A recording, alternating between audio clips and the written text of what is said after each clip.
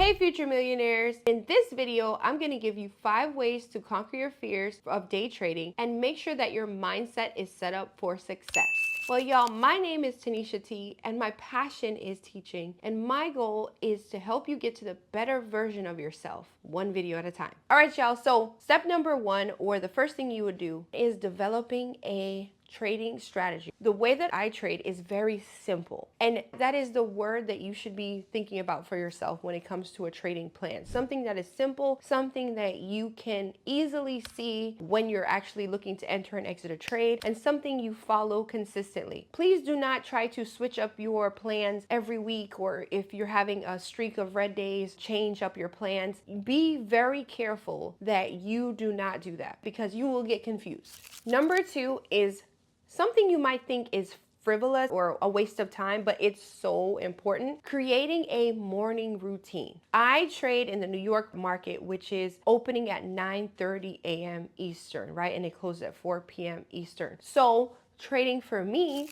begins in the morning at 9:30 a.m. So what's happening before that time of when the market opens is very important, right? Because if you are prepared, and if you are not anxious, if you are organized, y'all, when that bell sounds and the market opens, you are not flustered like, oh, where's my pen? Where's my mouse? Where's my charting thing? Where's my notepad? Or you don't have your charts open, or you don't have your brokerage open. Things like that will give you extra anxiety, things on your mind when you have your money in the live market. So how do we help manage our stress and anxiety? Minimize the amount of things you have to do prior to the market. Do you have to think about your breakfast? Do you have to think about what you're wearing? Do you think about where you are? No. If you plan out the night before what you're having for breakfast, what you're wearing, what your goals are prior to the market, then when the market opens, what are you focused on?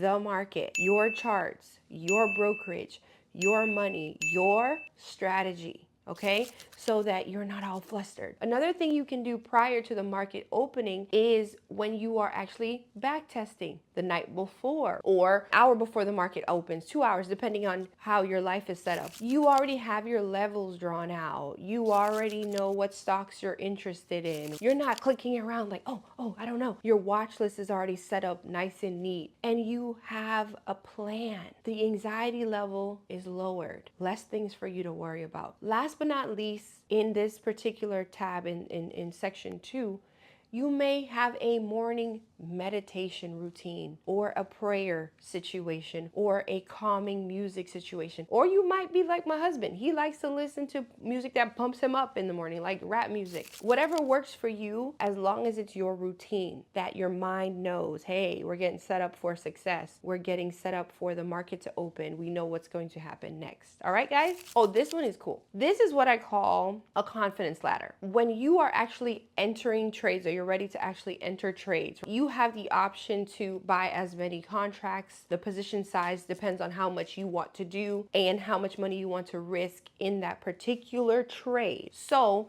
in my opinion, or my strategy, what I like to do, I like to start off with what I call the confidence ladder. So the first trade of the day, whatever time that is, whatever time that first trade is, it is a small position size. So small is relative to you. Small to some individuals might be 5 contracts. Small might be 10 contracts. But you have to determine with your trading account what is small, right? So you determine what is small, and that is your first trade of the day. What we're trying to do is we're trying to win that trade and get a green going. We all know that psychology is a big thing for trading. So let's think about a smiley face on the start of the trading day. How much more likely are we to have another green trade after that first green trade? More likely, yeah? So we don't want to risk a lot in that first trade because we plan to enter more trades. The first trade is not a huge number, it's green. We don't care about what the number is. We want it to be green, because we know that the second trade, we're going to up our position size because we're going up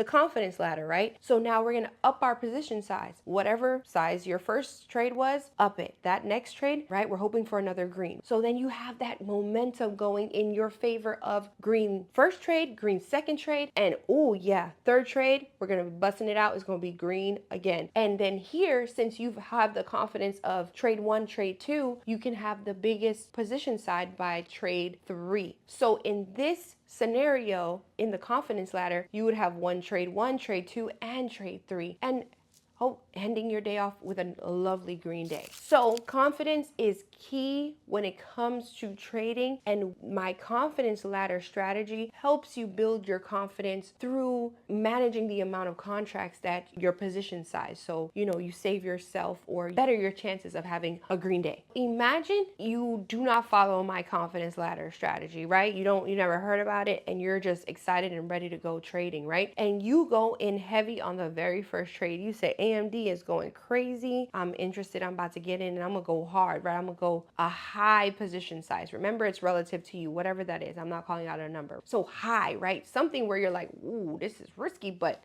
I am going all in. And that trade ends on a red. You are going to be doing two things. One, you're going to be revenge trading and you're trying to get that money back. Or two, your confidence is shot and you think the stock market hates you and you're done with trading for the day. And we don't want to do that because there's 6 hours in the trading day. You only need one winning trade. So if you close your computers and your confidence is shot, and then Tesla goes off or Amazon goes off or Microsoft goes off and you missed out on a 500% return because you shot yourself in the foot off of the first trade of the day. So I'm just giving you a best case scenario for you to be able to better your chances of having a green day and building your confidence one trade at a time. So these are great tool and it saved me so much stress. And look, you're getting it in the very beginning. So this is going to be great for you. All right, y'all. Thanks for hanging out thus far. We're at number 4. The number 4 way to conquer your fears in day trading is to actually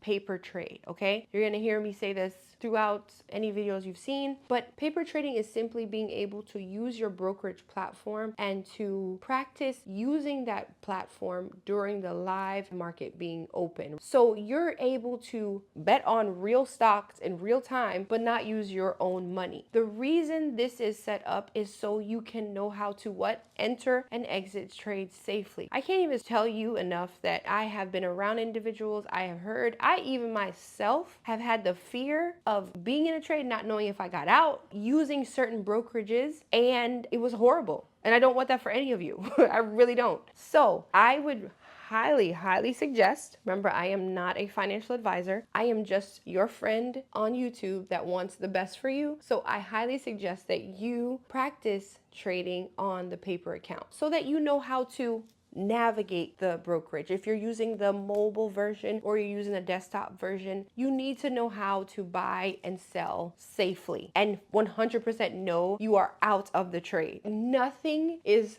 crazier than thinking you sold, but you didn't. And you think I'm joking? It happens to the best of us, okay?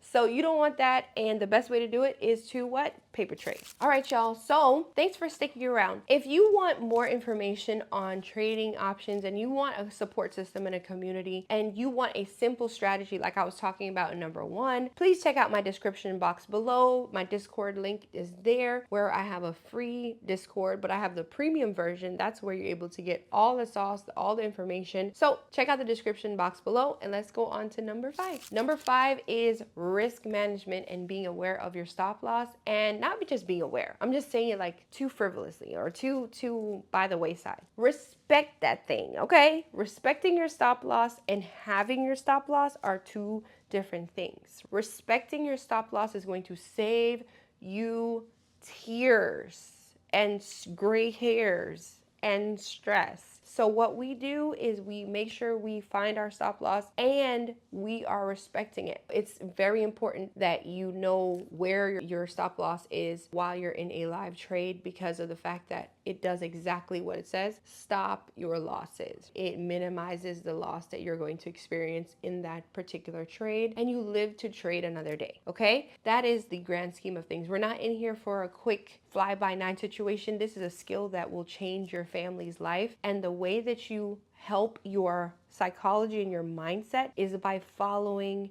these steps. You don't want to just say, oh, this don't work. Yes, it does. Yes, it 110% does. But if you are not in control of how you trade or your mindset, then you're going to blow your account or you're going to mess up your experience in trading options. Okay. The final thing that I wanted to talk about when it comes to risk management is please, please, please do not trade with money you are not willing to lose. I know how tempting it may be to know, oh yeah, I have my $2,500 sitting over here ready for my mortgage, but it's not due to the end of the month. You know, I can handle this, right? So it is very, very risky to do that, my friends, because of the fact that you have to be willing to lose that money. Okay, there's no guarantee in the stock market. There's guarantee that someone will win on a trade and someone will lose. That is the only guarantee in the stock market. And obviously we want to be winners, but it's literally, there's going to be a winner and a loser for every trade. And if you are on that losing side and that money, you're emotionally attached to it, you're going to get burnt and it's going to hurt really, really bad. Okay. Another reason why you do not want to trade with money that you're not willing to lose is that you will not be able to trade effectively. Remember I was talking about that anxiety, that stress? Just add another layer to it when you know that's for a bill, right? And there's no other funds to replace that, right? If it gets lost in the market. So the best way to do it, be very confident and secure in whatever size you're starting off with, whatever size your account is that you're starting off with, be very confident and know that you can build that account. You can grow that account with the strategies, with these steps, and by joining the support group, you know, joining the Discord where you have support, you're learning information, and your knowledge will grow. Okay. So a little caveat, last thing I want to talk about, or last thing I want to say is that, listen, options trading is not just a way to make money. I hope you understand that and might, you know, feel that through the videos that I'm making on here. It's not just making money. Obviously, you're going to make money in the stock market and you want to make money trading options, but y'all, it's a skill.